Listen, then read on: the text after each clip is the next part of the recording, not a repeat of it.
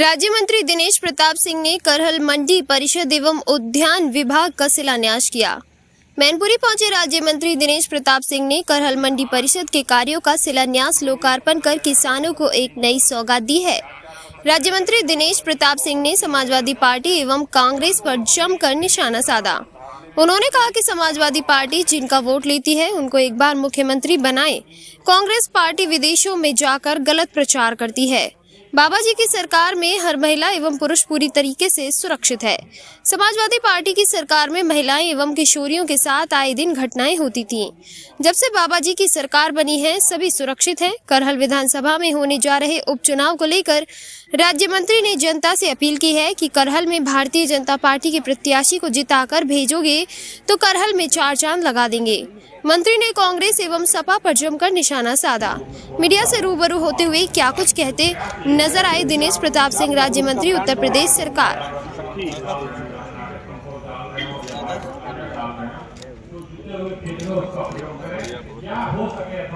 Packaging आप ही कर रहे हैं।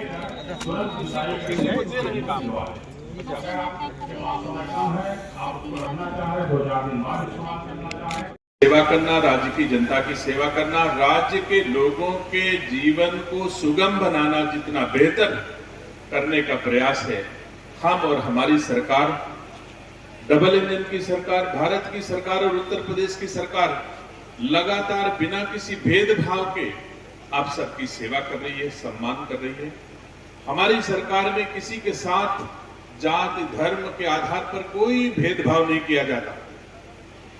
हम सबका साथ सबका विकास की अवधारणा के साथ देशवासियों की सेवा कर रहे हैं और मुझे गर्व है कि मुझे एक ऐसा प्रधानमंत्री, मुझे एक ऐसा मुख्यमंत्री प्राप्त हुआ है जो हमारे देश को दुनिया में आज की तारीख में इतनी ऊंचाइयों तक पहुंचाने में, हमारे सम्मान को, हमारे भारत के सम्मान को इतनी ऊंचाइयों तक पहुंचाने में कामयाबी दिलाई है। ऐसे देश के यशस्वी प्रधानमंत्री जी को मैं धन्यवाद देता हूं कि भारत आज उनके नेतृत्व में दुनिया के किसी देश में आप चले जाओ तो भारत का सम्मान आप देखिए। अभी अमेरिका के एक प्रत्याशी, अखबार में पढ़ा होगा ना, अमेरिका के एक प्रत्याशी ने मोदी जी की तारीफ की। अब अमेरिका के चुनाव में लड़ने वाले प्रत्याशियों का सम्मान मोदी जी का नाम लेने से अमेरिका में बढ़ता है। तो करहल वासियों, आप बताओ कि आपकी छाती चौड़ी होती कि नहीं चौड़ी होती है? इतना सम्मान कभी कोई बढ़ा पाया है अपने देश का, अपने देशवासियों का? चाहे हमारा भारत हो, चाहे दुनिया के कोई देश हो, चाहे धरती हो, चाहे आकाश हो, आज चंद्रमा तक हमारे भारत का तिरंगा फहरा रहा है। हर जगह सफलता चारों ओर दिखाई दे रही है। एक अच्छा वातावरण हमारे भारत का है। भारतीय संस्कार संस्कृति मजबूती के साथ आगे बढ़ रही है।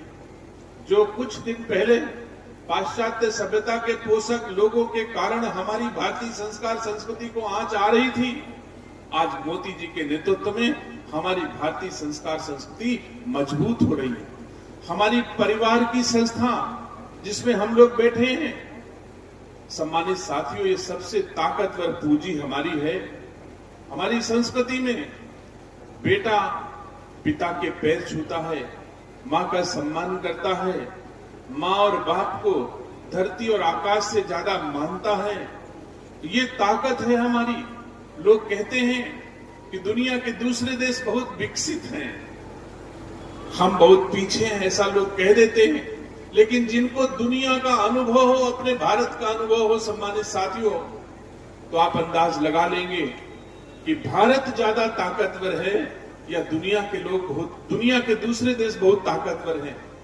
हमारी शक्ति हमारी संस्कार है। दूसरे देशों की संस्कृति, जो लोग आज दुनिया में जाकर के, दूसरे देशों में जाकर के हमारे देश की बुराई करते हैं, हमारे देश का कोई आदमी चाहे जितना विरोधी होगा नीतियों के आधार पे, लेकिन दूसरे देश में जाकर के कभी अपने देश की बुराई नहीं करता।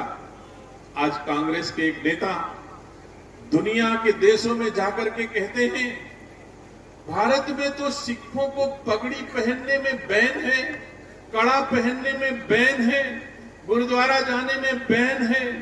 आप मुझे बताओ, इतने लोग बैठे हो, कभी आपने सुना कि भारत में किसी भी व्यक्ति के साथ धर्म के आधार पर ऐसा कोई भेदभाव देखने को आपने पाया?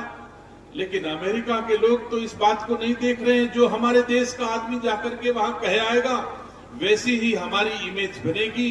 तो ऐसे बालक बुद्धि के लोग देश को चलाने के लिए सपना देख रहे हैं। सम्मानित साथियों, निसंदेह मैं कह सकता हूं, मैं तो रायबरेली का हूं।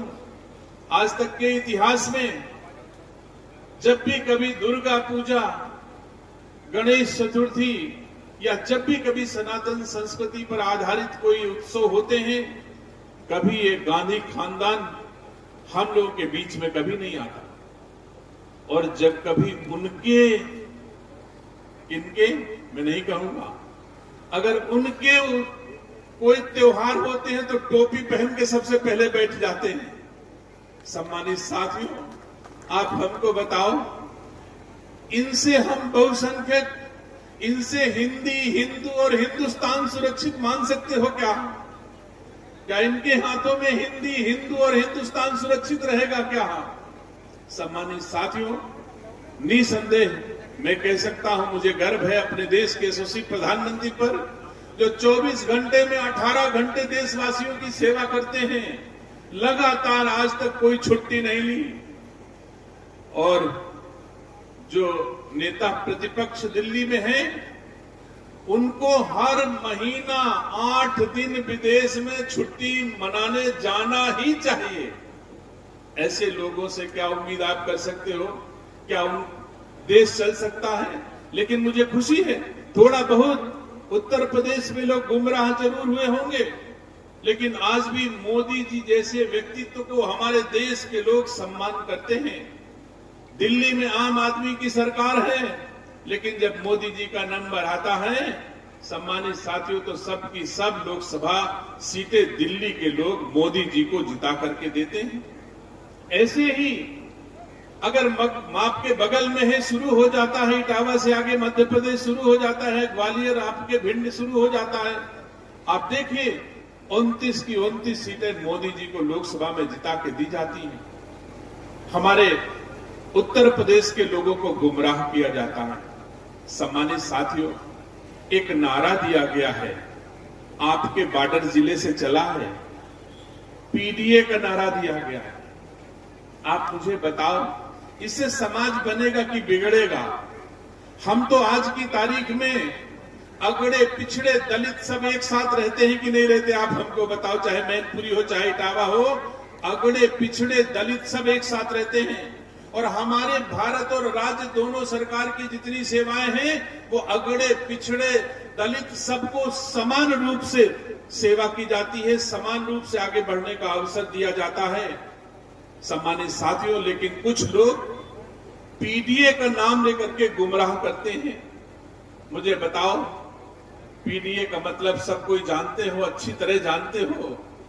क्या कोई घोषणा कर सकता है कि मेरी सरकार बनेगी तो मुख्यमंत्री अल्पसंख्यक होगा? सबसे ज्यादा वोट तो लेते हो, घोषित करो ना। अगर आप दलितों की बात करते हो तो कहो ना कि अगर मेरी सरकार बनेगी तो दलित मुख्यमंत्री होगा, कहो ना। सम्मानित साथियों, और पिछड़ों में तो बहुत सारी संख्या लोगों की है, आप कहो ना कि साक्य मुख्यमंत्री बनाऊंगा, कुर्मी मुख्यमंत्री बनाऊंगा, लोधी मुख्यमंत्री बनाऊंगा, पाल मुख्यमंत्री बनाऊंगा। किसी को कुछ नहीं मिलने वाला। मिलेगा तो उत्तर प्रदेश को भी कुछ नहीं मिलने वाला। कुछ भी मिलेगा तो करहल की सीमा के उस पार कुछ न कुछ भले मिल जाए, मैनपुरी को भी नहीं मिलने वाला है। जो कुछ मिलेगा उधर मिल जाएगा, करहल की सीमा के उस पार। अभी भी मैं देख के आया हूं, मुझे मेरी इच्छा थी। सम्मानित साथियों, कितनी दुकानें बनी हैं, किसी को मारा भी नहीं, किसी को रोका भी नहीं, खाली एक महामानव आकर के देश के प्रधानमंत्री की कुर्सी पर बैठ गया। आप सुरक्षित हो गए कि नहीं सुरक्षित हो गए? आप हमको बताओ। एक घटना याद दिलाता हूं, आप मुझे बताओ। सबको पता है, एक मूछ वाला भारत का सैनिक, क्या नाम था? एक मूछ वाला भारत का सैनिक, क्या नाम था? अभिनंदन। सम्मानित साथियों, जब पाकिस्तान के सैनिक भारत की सीमा पर खराब नियत से अपने F-16 विमानों से दौड़े तो भारत का एक सिपाही MiG-21 विमान लेके उनको दौड़ाया। अंतर देखो, F-16 और MiG-21 में अंतर है। जैसे कोई फॉर्च्यूनर को मारुति 800 से दौड़ाए, वो उतना अंतर है, आप जान लीजिए। लेकिन साहस हमारे अभिनंदन का कितना था कि दौड़ाया और दौड़ा के पाकिस्तान तक घुसेड़ दिया। जब पाकिस्तान में पहुंच गया, घुस गया, अभिनंदन को अंदाज नहीं था कि मैं पाकिस्तान की सीमा के भीतर चला गया और पाकिस्तान में उसको मजबूरी में उतरना पड़ा। जब पाकिस्तान में उतर गया तो पाकिस्तान के सैनिकों ने उसे गिरफ्तार करके मारपीट करके उसे जेल भेज दिया। सम्मानित साथियों, जैसे मोदी जी को पता चला तो मोदी जी ने पहले डिप्लोमेटिक तरीके से दूसरे देशों से बात करी कि भाई ये तरीका ठीक नहीं है, इस रूप में हमारे देश के सैनिक को बंदी नहीं रखा जा सकता। लेकिन पाकिस्तान तो सबको जानता है ना, कुत्ते की पूंछ सामान्य तरीके से सीधी नहीं होती। तो मोदी जी ने निर्णय लिया, सम्मानित साथियों, और कहा अपने सैनिकों से हिंदुस्तान की मिसाइलों का रुख घुमा दिया, किस तरफ? इस्लामाबाद की तरफ, और संदेश भेज दिया कि सवेरा होते मुझे अभिनंदन चाहिए, नहीं तो पाकिस्तान को मिट्टी में मिला दूंगा। तो बताओ, सवेरा होते अभिनंदन भारत को मिला कि नहीं मिला? बताओ, मोदी जी के हाथों में भारत सुरक्षित है कि नहीं है? सम्मानित साथियों, ऐसे ही योगी जी ने अपनी विधानसभा में कहा कि मैं उत्तर प्रदेश में भ्रष्टाचार और अपराधियों को मिट्टी में मिला दूंगा। तो बताओ, मैं ज्यादा व्याख्या नहीं करूंगा, लेकिन आज हमारे राज्य में भ्रष्टाचार और अपराध मिट्टी में मिल गया कि नहीं मिल गया? ऐसी इच्छा शक्ति के हमारे मुख्यमंत्री जी के नेतृत्व में मुझे गर्व है कि मंत्री के रूप में सेवा करने का अवसर पा रहा हूं, और मैं कह सकता हूं कि हम आप सब कोई सुरक्षित है माननीय मुख्यमंत्री जी के हाथों में। देश सुरक्षित है, राज्य सुरक्षित है, तो हमको आपको सबसे पहले आवश्यक है सुरक्षा। हम कैसे सुरक्षित रहें? तो हम सुरक्षित हैं मोदी जी के हाथों में। हमारी गाढ़ी कमाई का पैसा सुरक्षित है मोदी जी, योगी जी के हाथों में। तो हमको भी आपको मोदी जी को और योगी जी को सुरक्षित रखना चाहिए कि नहीं रखना चाहिए? रखना चाहिए कि नहीं रखना चाहिए भैया? रखना चाहिए कि नहीं रखना चाहिए? सम्मानित साथियों, अभी ये संस्कृति है ना, जब तक आपका बेटा, मतलब किसी बाप का बेटा अपने बाप का सम्मान करे, मां का सम्मान करे, समझ लो हमारे पास सबसे ताकत है। और ये संस्कृति बनी रहे। दुनिया में संस्कृति कहीं नहीं है, आप पता लगा लो। दूसरे देशों में जाओगे, जब तक ब्याहे के फोटो, हम अपनी भाषा में बोल लेते, समझ में हो ना, ज्यादा अंतर तो नहीं ना। जब तक ब्याहे के फोटोग्राफर लड़के घरे दिए आवत है, तब तक डाइवोर्स हो चुका होत है दूसरे देशन में, जहां के संस्कार संस्कृति ये इटली वाले लेके आए हैं। लेकिन हमारे देश में अगर पंडित जी टूटी फूटी भाषा में भी 7 फेरा दिला दीन तो हम 7 जन्म तक निभाई थे कि नहीं निभाई था? आप हमको बताओ। ये हमारी संस्कृति है, इस संस्कृति को बचाना है।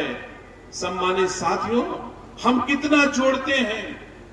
इस समय तो सौभाग्य से पितरपक्ष चल रहा है, जो 500 साल पहले, 1000 साल पहले भी हमको छोड़ के चले गए।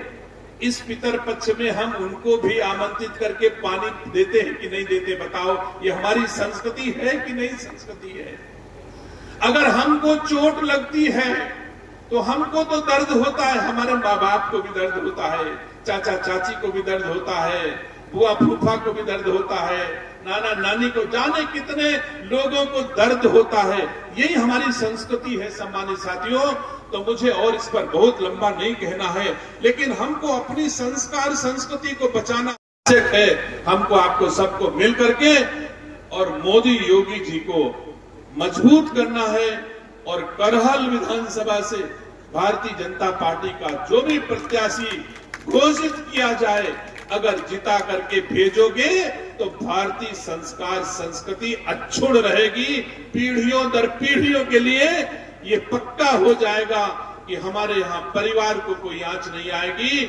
सम्मानित साथियों, इन्हीं शब्दों के साथ आप सबको धन्यवाद देता हूं और एक आग्रह करता हूं। हमारे भारतीय जनता पार्टी के जिलाध्यक्ष जी ने कुछ कहा था कि मंडी की कुछ मंडियों में कुछ अभाव है। मैंने पूरा का पूरा मंडी परिषद ही मैनपुरी को दे दिया है। आप अध्यक्ष जी, आप चिंता मत करो। मैनपुरी के कलेक्टर के पास मंडी का अभी भी पूरा चार्ज है। आप ये ना मानो नहीं है, लेकिन इनका कहना, हम और मंडी के अधिकारी जो भी मैनपुरी से प्रस्ताव पारित होकर के आएगा, चाहे जितने कहेगा, आप और किसी के पास मत जाओ, खाली अंजनी कुमार सिंह से मिल लेना। मैनपुरी की जितनी सड़कें जिलाध्यक्ष जी आप लिख करके दे दोगे, उतनी सड़कें मैं आपको बना के दे दूंगा, चाहे पुरानी मरम्मत की हो, चाहे नई सड़कें हो। हम सैफई में मंडी से गेस्ट हाउस नहीं बनवाऊंगा। हम सैफई के गेस्ट हाउस में 50,000 की टोटी नहीं लगवाऊंगा। हमसे बस चलेगा तो हम मैनपुरी की किसानों की सड़कें बनाएंगे। और ये जितनी सड़कें मैं शिलान्यास करके जा रहा हूं, ऐसी सड़कें आप कभी देखे नहीं होंगे। ये सड़कें हाट मिक्स प्लांट से बनेंगी, सुंदर से बनेगी, चौड़ी चौड़ी बनेगी, बिल्कुल झटके नहीं लगेंगे। इतनी बढ़िया सड़कें बनाएंगे हम लोग। इन्हीं शब्दों के साथ आपको धन्यवाद देता हूं। ईश्वर से प्रार्थना करता हूं, भगवान हमारे मैनपुरी के लोगों को सदैव सुख, समृद्धि और वैभव से परिपूरित रखें। हमारे बड़े भाई यहाँ से मंत्री भी हैं, आदरणीय जयवीर सिंह जी, और हमारी भारतीय जनता पार्टी का पूरा संगठन आपकी सेवा में सदैव तत्पर रहेगा। बस ध्यान जरूर रखेंगे कि भारतीय जनता पार्टी का सम्मान ऊंचा रहे, मोदी योगी का सम्मान ऊंचा रहे, भारतीय संस्कार संस्कृति मजबूत रहे, हिंदी, हिंदू और हिंदुस्तान मजबूत रहे। इसका सबको ये बात कह के कि इसकी मजबूती का हर संभव प्रयास करते रहेंगे। बहुत बहुत धन्यवाद। जय हिंद, जय भारत, जय भाजपा। में पहुंचे हैं, ये बात आपका है। मैं राज्य के मंत्री के नाते उत्तर प्रदेश के यशस्वी मुख्यमंत्री योगी आदित्यनाथ के मंत्रिमंडल का एक सहयोगी, करहल के लोगों की सेवा के लिए, करहल के लोगों की सड़कें बनाने के लिए आज मैं यहाँ उपस्थित हूँ। ये बात सही है कि करहल में उपचुनाव भी हैं, लेकिन मेरा काम सेवा करना है और सेवा के उपरांत जो लाभ मिलता है वो अच्छा ही मिलता है। तो सेवा अच्छी करूँगा तो हमारी भारतीय जनता पार्टी का सम्मान भी बढ़ेगा, हमारी सरकार का भी सम्मान मिलेगा, लोग करहल के लोग हमको वोट भी देंगे और भारतीय जनता पार्टी का कमल भी खिलेगा। सेवा करने आया हूँ। अखिलेश यादव ने एसटीएफ का नामकरण किया है, अभी ट्विटर हैंडल पर उन्होंने पोस्ट डाली है, क्या करेंगे? अब ये अखिलेश यादव जी को भगवान सद्बुद्धि दे। समाज को सबका साथ, सबका विकास चाहिए, जो मोदी जी ने कहा है यही समाज चाहता है। डिवीजन नहीं चाहता है। डिवीजन अंग्रेज चाहते थे, डिवाइड एंड रूल की पॉलिटिक्स अंग्रेजों ने की है। हम भारतीय जनता पार्टी के लोग, अभी मैंने कहा कि हम जोड़ने में विश्वास करते हैं। जो 500 साल पहले लोग चले गए उनको भी हम जोड़ के रखते हैं, मैंने यही बात अभी कही। तो हम तो जोड़ने में विश्वास रखते हैं। हर जाति धर्म के लोगों को जोड़ करके राज्य को खुश रखने का हमारा प्रयास है।